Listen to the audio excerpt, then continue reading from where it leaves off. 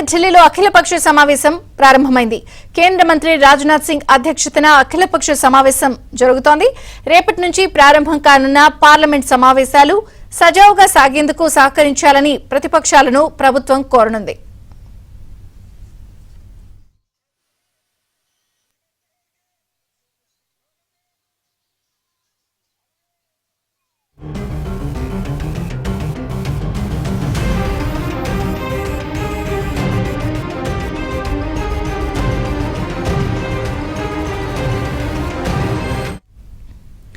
రేపు పార్లమెంట్ సమావేశాలు ప్రారంభిస్తూ ఉభయ సభలను ఉద్దేశించి రాష్ట్రపతి ద్రౌపది ముర్ము ప్రసంగించనున్నారు. ఈసారి ఉభయ సభలను ఉద్దేశించి లోక్సభ ఛాంబర్లోని రాష్ట్రపతి ప్రసంగించనున్నారు. రేపు పార్లమెంట్ ముందు ఆర్థిక సర్వే ప్రవేశపెట్టనున్నారు.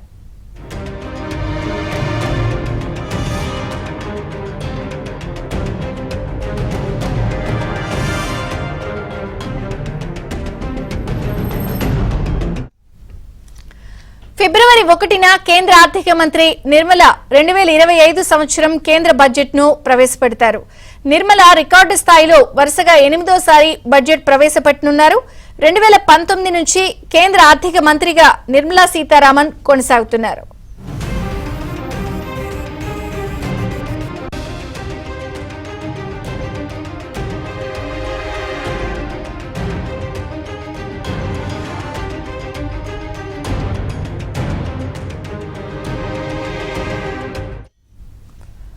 ఢిల్లీలో అఖిలపక్ష సమావేశం ప్రారంభమైంది. కేంద్ర మంత్రి రాజ్నాథ్ సింగ్ అధ్యక్షతన అఖిలపక్ష సమావేశం జరుగుతోంది.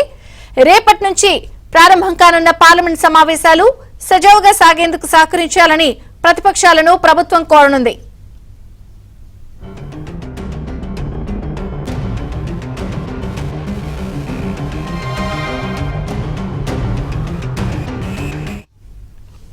రేపటి నుంచి పార్లమెంట్ సమావేశాలు ప్రారంభం కాబోతున్నాయి. అలాగే అవి సజావుగా సాగేందుకు సహకరించాలని చెప్పి అఖిలపక్ష సమావేశం కూడా కేంద్ర మంత్రి రాజ్నాథ్ సింగ్ అధ్యక్షతన జరుగుతోంది.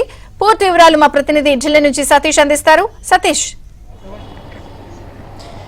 విజయ చంద్రిక పార్లమెంట్ బడ్జెట్ సమావేశాల సందర్భంగా కేంద్ర రక్షణ శాఖ మంత్రి రాజ్నాథ్ సింగ్, అదేవిధంగా పార్లమెంట్ అఫైర్స్ మినిస్టర్ ఉన్న కిరణ్ రిజ్జు నేతృత్వంలో అఖిలపక్ష సమావేశం ఎన్ఎక్స్ భవన్లో ప్రస్తుతం కొనసాగుతుంది. అఖిలపక్ష సమావేశానికి ఇప్పటికే అన్ని పార్టీలకు సంబంధించిన ఫ్లోర్ లీడర్లు కూడా హాజరవడం జరిగింది. ఇక తెలుగుదేశానికి పార్టీకి సంబంధించిన డిప్యూటీ ఫ్లోర్ లీడర్ కూడా దగ్గుమల్ల ప్రసాద్తో పాటు బీదా మస్తాన్, అదేవిధంగా వైఎస్ఆర్ కాంగ్రెస్ పార్టీకి సంబంధించి మిథున్ రెడ్డి కూడా సమావేశానికి హాజరయ్యారు. ఇక కాంగ్రెస్ పార్టీకి సంబంధించి జయరాం రమేష్ కావచ్చు, ఇతర పార్టీకి సంబంధించిన నేతలంతా కూడా అఖిలపక్ష సమావేశానికి హాజరయ్యారు. అఖిలపక్ష సమావేశంలో పార్లమెంట్ సమావేశాలను సజావుగా జరిగే విధంగా కూడా అన్ని పార్టీలు కూడా సహకరించాలని, చర్చల్ని ద్వారానే సమస్యలను పరిష్కరించుకుందామని కూడా అఖిలపక్ష సమావేశంలో కేంద్రం తరఫున రాజ్నాథ్ సింగ్ కావచ్చు, అదేవిధంగా మంత్రిగా ఉన్న కిరణ్ రిజ్జు కావచ్చు, వారంతా కూడా విజ్ఞప్తి చేయబోతున్నారు. ప్రధానంగా రాష్ట్రాలకు సంబంధించిన అంశంలో రాష్ట్ర ప్రభుత్వాల నుంచి వస్తున్న విజ్ఞప్తులు కావచ్చు, ఆ రాష్ట్రాలకు సంబంధించిన బడ్జెట్ కేటాయింపులు కావచ్చు, ఆ రాష్ట్రాల యొక్క సమస్యలు కావచ్చు, వీటన్నిటిపైన కూడా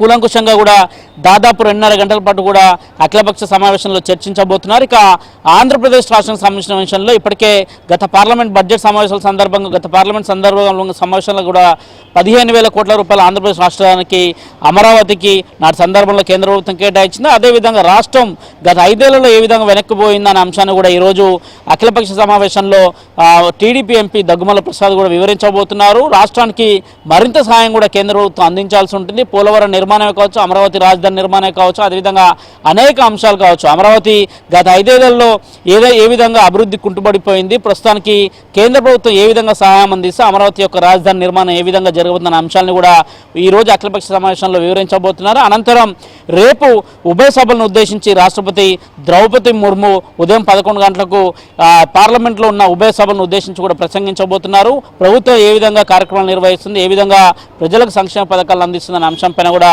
స్పష్టంగా వారు మాట్లాడబోతున్నారు. అయితే పార్లమెంటు ఫిబ్రవరి 1వ తేదీన పార్లమెంట్ బడ్జెట్ సమావేశాల సందర్భంగా మొదట బడ్జెట్ ప్రసంగాన్ని ప్రారంభించబోతున్నారు. 2025కి సంబంధించిన బడ్జెట్ను ఏ విధంగా కేంద్ర ప్రభుత్వం రూపొందించింది, అన్ని వర్గాలకు ఏ విధంగా ఈ బడ్జెట్లో ప్రాధాన్యత కల్పిస్తున్న అంశంపైన కేంద్ర ఆర్థిక మంత్రి నిర్మలా సీతారామన్ ఫిబ్రవరి 1వ తేదీన 11 గంటలకు బడ్జెట్ను కూడా ప్రారంభించబోతున్నారు. ఇప్పటి వరకు 8వసారి ఆమె బడ్జెట్ను ఆర్థిక మంత్రి హోదాలో ప్రవేశపెట్టారు.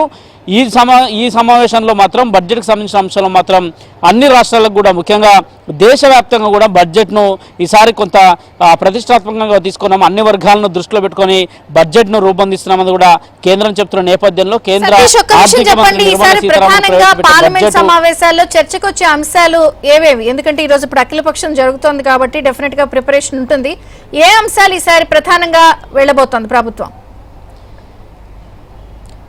ఖచ్చితంగా ప్రభుత్వం ఇటీవల చూస్తున్న వక్ఫ్ బోర్డు పైన సంబంధించిన అంశంలో వక్ఫ్ బోర్డుకు సంబంధించిన అంశంలో ఇప్పటికే ఈరోజు జగదాంబిక పాల్ జేపీసీ చైర్మన్గా ఉన్న ఆయన ఈరోజు ఇప్పటికే స్పీకర్ని కలిశారు. వారికి నివేదిక కూడా ఇవ్వడం జరిగింది. ఈ పార్లమెంట్ బడ్జెట్ సమావేశాల్లో వక్ఫ్ బోర్డు అంశం కూడా చర్చకు వచ్చే అవకాశాలను ఇప్పటికే దానికి సంబంధించిన అన్ని ప్రక్రియను కూడా పూర్తి చేసి ఒక నివేదికను కూడా ఇచ్చారు.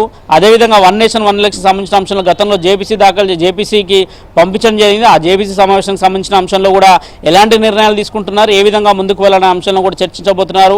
అనేక అంశాలను కూడా ఈసారి పార్లమెంట్లో సమావేశాల ద్వారా తీసుకురాబోతున్నారు. ప్రధానంగా ఫిబ్రవరి 1 నుంచి ఫిబ్రవరి 13 వరకు మొదటి దశ పార్లమెంట్ బడ్జెట్ సమావేశాలు ఉంటే ఇక మార్చి 10 నుంచి ఏప్రిల్ 4వ తేదీ వరకు కూడా బడ్జెట్ సమావేశాల నేపథ్యంలో బిజినెస్కి సంబంధించిన అంశంలో ఏ అంశాలను తెరపైకి తీసుకొస్తారు, ఏ విధంగా బిల్లులను ఆమోదిస్తారు అనేది కూడా కొంత ఉత్కంఠత అయితే నెలకొంది. ఇక 1వ తేదీ అనంతరం కూడా బడ్జెట్కి సంబంధించిన అంశం కావచ్చు, నూతన బిల్లులు కావచ్చు, బిల్లులను ఏ విధంగా తీసుకురాబోతున్నారు, ఏ విధంగా ఆమోదించబోతున్నారు అనే దానిపైన కూడా మరికొంత స్పష్టత వచ్చే అవకాశాలు అయితే ఉన్నాయి. విజయచంద్రిక.